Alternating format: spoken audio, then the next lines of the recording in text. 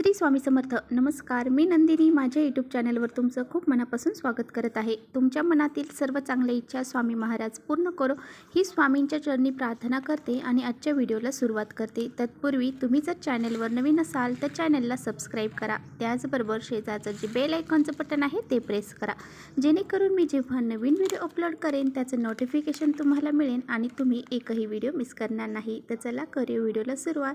तर बघा, आज आहे कार्तिक त्रिपुरारी पौर्णिमा आणि ही पौर्णिमा जी आहे तर ती रविवारी दुपारी 3:54 सुरू झालेली आहे आणि याची समाप्ती जी आहे तर ती आज दुपारी 1:54 होणार आहे.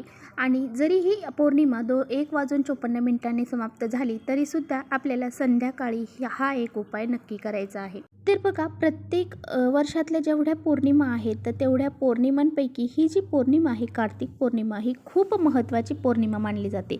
ही त्रिपुरारी जी पौर्णिमा आहे तर या दिवशी पहा, त्रिपूर नावाचा जो राक्षस आहे तर त्याचा वध शिवशंकरांनी केला होता. त्यामुळे ह्या पौर्णिमेला त्रिपुरारी पौर्णिमा तसेच कार्तिक पौर्णिमा असंही म्हटलं जातं. या कार्तिक पौर्णिमेच्या दिवशी कार्तिक स्वामींचं दर्शन घेतलं जातं. तर जर तुम्हाला शक्य असेल तर आज दुपारपर्यंत तुम्हाला कार्तिक स्वामींचं दर्शन हे घ्यायचं आहे. तर बघा, आज संध्याकाळी आपल्याला घराबाहेर अशी ही एक वस्तू फेकायची आहे, ज्यामुळे आपल्या घरातील जे काही शत्रुपीडा असेल, वास्तुदोष असेल, पितृदोष असतील, कुकर्णी बाधा असेल, वाईट बाधा असेल, त्याचबरोबर नजर दोष असेल, अशा बऱ्याचशा ज्या बाधा आहेत, दोष आहेत तर ते दूर करण्यासाठी हा दिवस खूप महत्त्वाचा असतो. पौर्णिमा जरी 2 वाजेपर्यंत असली तरीसुद्धा संध्याकाळपर्यंत त्याचा प्रभाव हा राहत असतो. त्यामुळे संध्याकाळी आपल्याला हा उपाय आवर्जून करायचा आहे. हा उपाय कसा करायचा आहे याबद्दलची सर्व डिटेल्स माहिती मी तुमच्याशी या व्हिडिओमध्ये शेअर करणार आहे. त्यामुळे व्हिडिओ कुठे स्किप न करता शेवटपर्यंत नक्की बघा, जेणेकरून तुमच्यापर्यंत योग्य ती माहिती पोहोचली जाईल. आता बघा, या पौर्णिमा जो दिवस असतो तर त्या दिवशी आपल्याला भरपूर अशी कामंसुद्धा घरामध्ये करायची असतात. उपाय तर आपल्याला करायचे आहेत, सेवा तर आपल्याला करायच्याच आहेत, त्याचबरोबर काही महत्त्वाची जी कामं आहेत ते सुद्धा आपल्याला घरामध्ये करायची आहेत.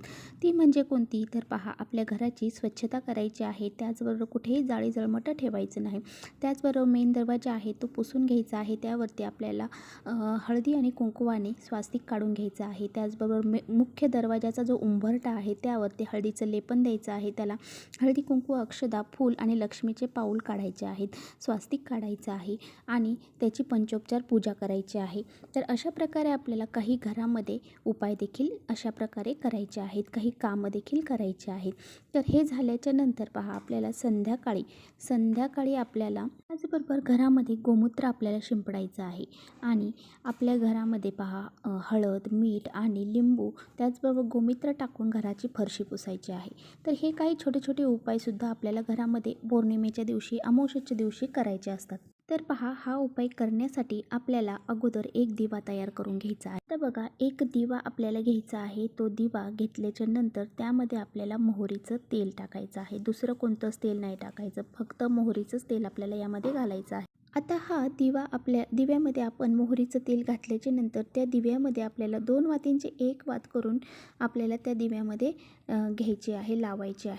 हा दिवा आपण तयार केलेला आहे तो आपल्याला पूर्ण घरभर फिरवायचा आहे आणि पूर्ण घरभर आपल्याला हा दिवा फिरवल्यानंतर फक्त आपल्या घराचे जे टॉयलेट, बाथरूम आहे ते सोडायचं आहे आणि बाकी सर्व ठिकाणी हा दिवा आपल्या प्रत्येक रूममध्ये, प्रत्येक कोपऱ्यामध्ये आपल्याला फिरवायचा आहे आणि फिरून झाल्याच्या नंतर घराच्या बाहेर घेऊन यायचा आहे. बाहेर हा दिवा आपण घेऊन आल्याच्या नंतर पहा, आपल्याला कुणीही टोकणार नाही याची काळजी घ्यायची आहे. म्हणजेच काय, आपण हा उपाय करताना कुणाशी बोलायचं देखील नाही आणि कुणी टोकणार नाही याची आपण काळजी घ्यायची आहे, जेणेकरून हा आपला उपाय यशस्वी ठरेल.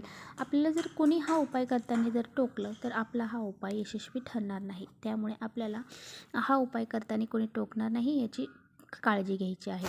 तर बघा, हा दिवा आपल्याला उंबरठ्यामध्ये घेऊन बसायचा आहे आणि उंबरठ्यामध्ये घेतल्यानंतर आपल्याला हा दिवा आपल्या दरवाजावरून सुद्धा आपल्याला 3 वेळा उतरवायचा आहे. तर बघा, हा दिवा आपल्याला 3 वेळा आपल्या मुख्य दरवाजावरून सुद्धा फिरवून घ्यायचा आहे आणि फिरवल्यानंतर हा दिवा आपल्याला प्रज्वलित करूनच घराच्या आतमध्ये फिरवायचा आहे आणि त्यानंतर मुख्य दरवाजामध्ये येऊन हा उतरवायचा आहे आणि त्यानंतर हा दिवा आपल्याला घेऊन बाहेर जायचा आहे आणि एखाद्या झाडाखाली आपल्याला ठेवायचा आहे. तर हा विझणार नाही याची काळजी घ्यायची आहे. जरी विझला तरी तो दिवा परत प्रज्वलित करायचा.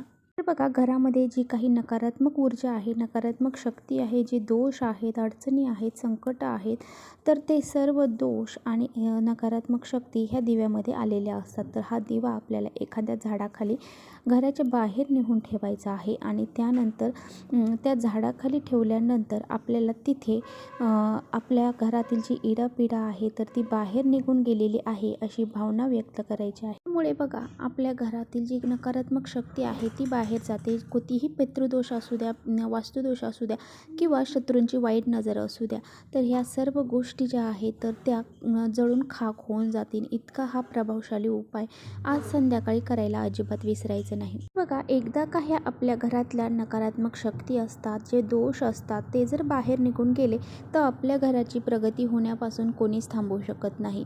तर पहा, असे काही तिथी आहेत ना, ह्या तिथींना आपण जर असे हे विशिष्ट उपाय केले तर आपल्या ज्या काही प्रगतीमधले अडथळे असतात ते दूर होऊन जातात. त्याचबरोबर घरामध्ये कोणत्याही प्रकारचा दोष असेल तो नष्ट होऊन जातो. बघा, हे जो उपाय आहे तर हो उपाय करताना जो दिवा आपण घरभर फिरवत आहोत, तो दिवा फिरवत असताना श्री स्वामी समर्थ, श्री स्वामी समर्थ या मंत्राचा जप करा किंवा मग ओम नमो भगवते वासुदेवाय नमः या मंत्राचा जप करा किंवा मग ओम ऐं ह्रीं क्लीं चामुंडाय विचे या नवार्ण मंत्राचा जप देखील जरी तुम्ही केला तरी चालणार आहे. तर अशा प्रकारे जो तुमचे गुरु असतील त्यांचा मंत्राचा जप जरी केला तरी चालेल, कारण ह्या मंत्राच्या जपाने नकारात्मक शक्ती ह्या नष्ट होत असतात. तर बघा, तुम्ही म्हणता की आमच्याकडे मोहरीचं तेलच नाही. जर तुमच्याकडे मोहरीचं तेल नाही तर कोणतेही तेल वापरा, परंतु त्या तेलामध्ये आपल्याला मग पिवळी मोहरी टाकायची आहे आणि असा हा उपाय करायचा आहे. तर चला, इथेच करते व्हिडिओचा एंड. व्हिडिओ आवडला असेल तर नक्की लाईक करा. चॅनलवर नवीन असाल तर चॅनलला सबस्क्राईब करा.